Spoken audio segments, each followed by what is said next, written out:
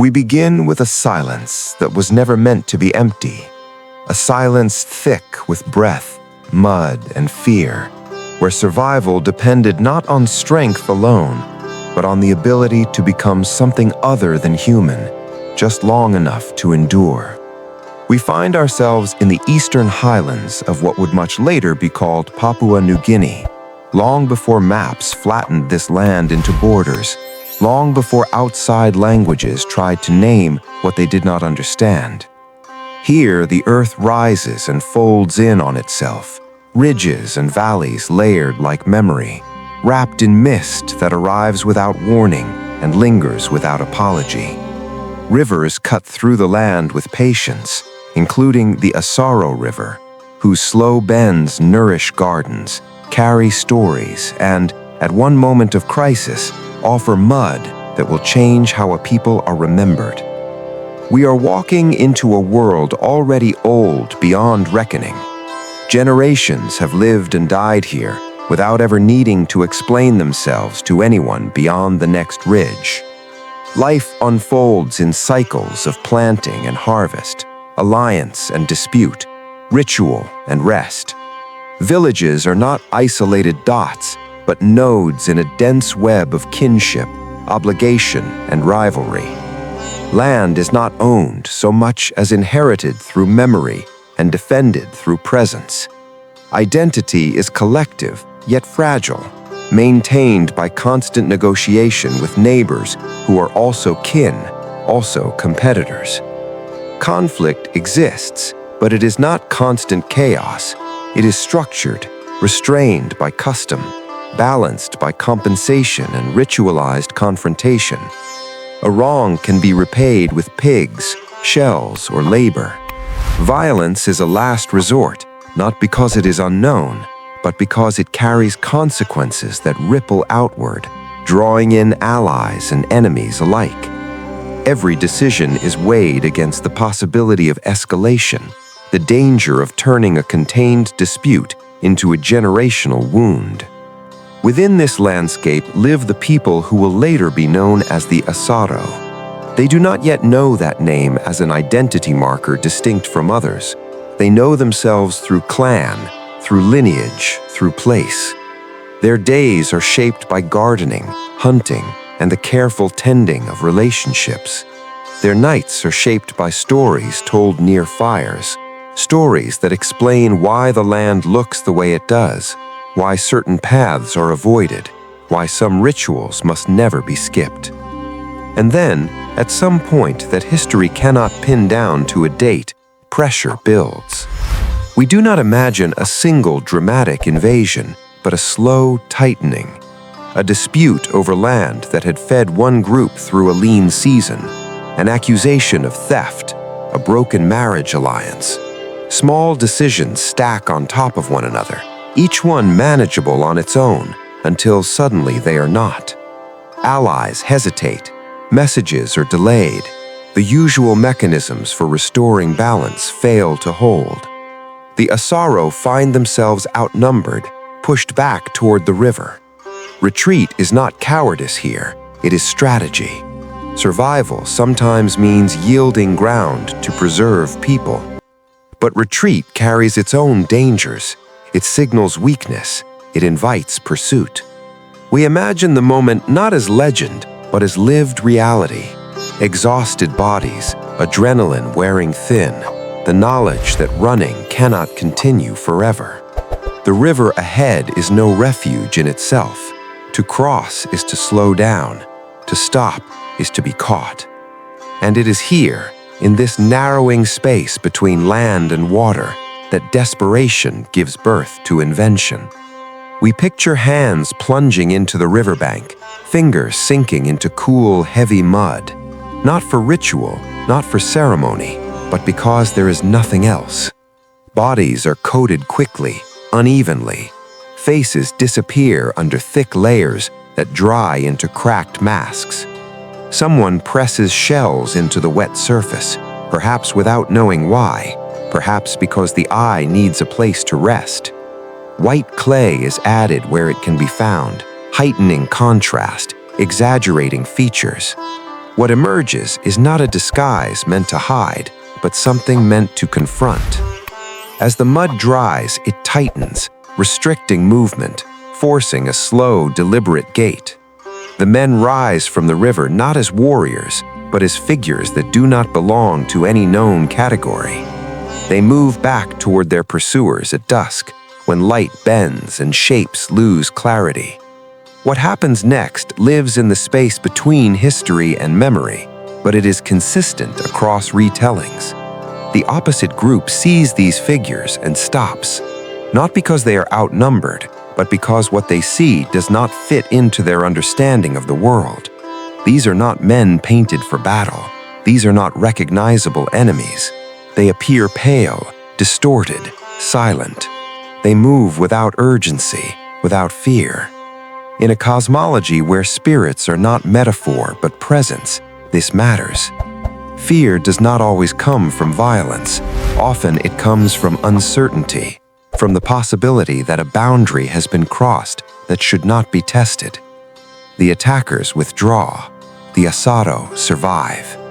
What matters is not whether every detail unfolded exactly this way, but that the story endured because it explained something essential: survival through transformation, victory without dominance, fear redirected rather than inflicted.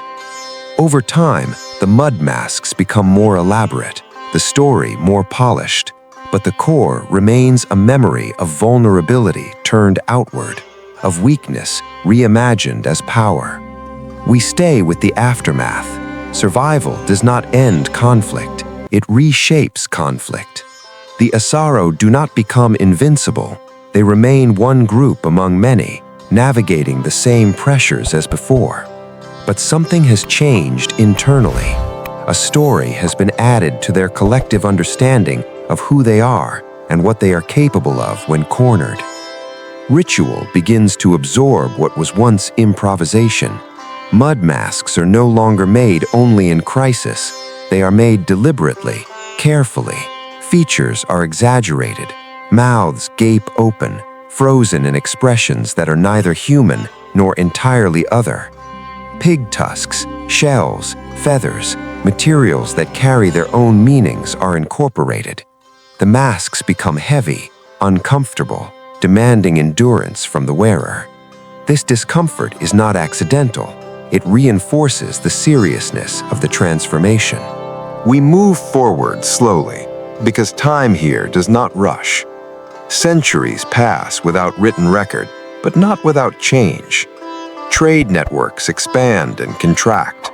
New crops arrive, others fade.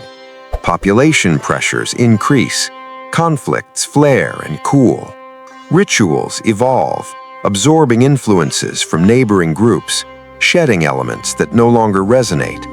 Then, in the early 20th century, another pressure begins to build, one that no local mechanism can easily contain. From the coast inward come rumors first, then sightings. Strangers moving with confidence through land that has always resisted outsiders. They carry unfamiliar objects. They speak languages that do not bend to local grammar. They do not seem bound by the same rules of reciprocity or restraint. We are not yet in the era of direct confrontation. Initial contact is uneven, hesitant. Patrols venture into the Highlands cautiously, often misunderstanding what they see. They interpret absence as emptiness, silence as consent. They do not yet grasp how densely populated these valleys are, how finely balanced the relationships between groups remain. When sustained contact finally arrives in the 1930s, it does so with the weight of authority already assumed. Colonial administration brings roads, airstrips, missions. It brings new forms of power that do not rely on kinship or ritual legitimacy. Law is written down. Boundaries are surveyed. Violence is discouraged not through negotiation, but through enforcement. For the Asaro, as for many Highland groups, this period is disorienting. Old rivalries are frozen or suppressed, not resolved. Compensation systems are undermined. Warfare is outlawed without providing an equivalent structure for restoring balance. The internal psychology of the region shifts. Fear no longer comes primarily from neighboring clans, but from an external force that is distant, unpredictable, and largely uninterested in local nuance. Ritual adapts again. The mud masks do not disappear, but their context changes. No longer primarily tied to intergroup conflict, they begin to take on new meanings.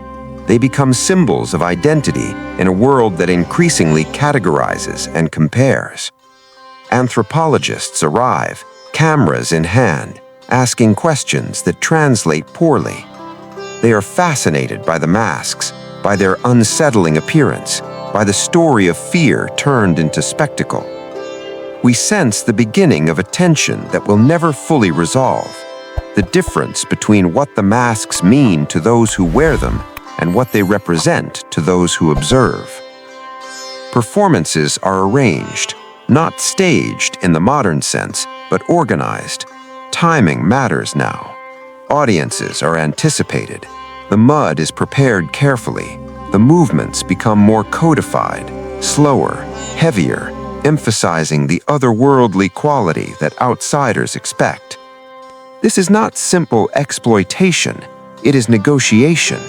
The Asaro are not passive subjects. They understand that attention can be leveraged, that visibility can translate into protection, resources, or at least recognition. They also understand the risk that the masks could become emptied of their original gravity, reduced to spectacle.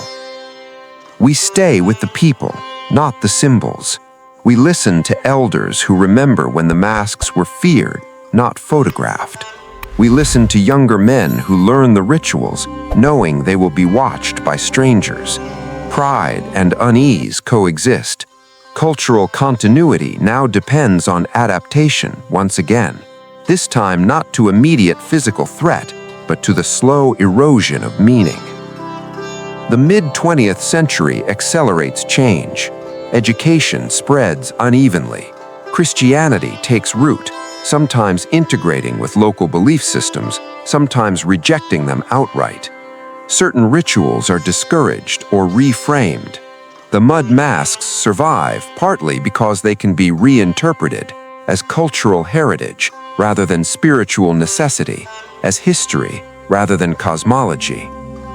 We feel the ambiguity of this survival. Something preserved is also something altered. What was once an internal language of fear and resilience becomes an external marker of identity, consumed by people who will never feel the river mud drying on their skin in terror, who will never mistake a neighbor for a spirit and retreat into the night. Yet the Asaro continue.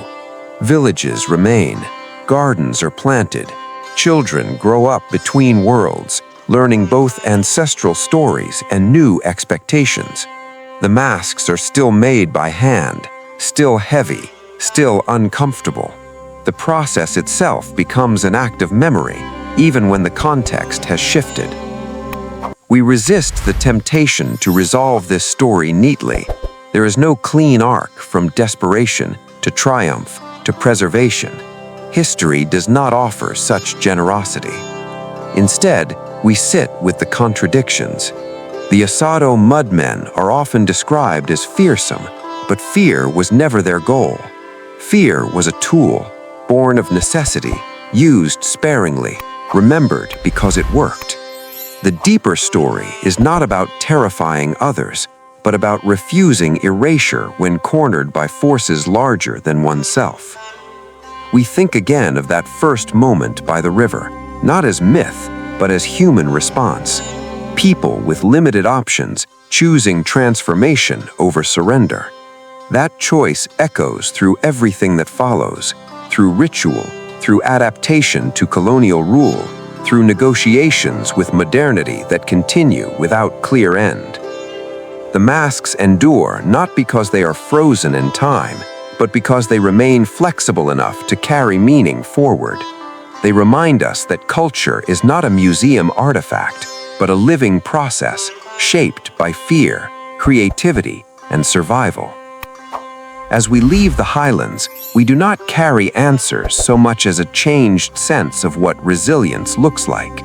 Not loud, not triumphant, often quiet, uncomfortable, misunderstood, shaped in mud, hardened by air, worn just long enough to get through the night.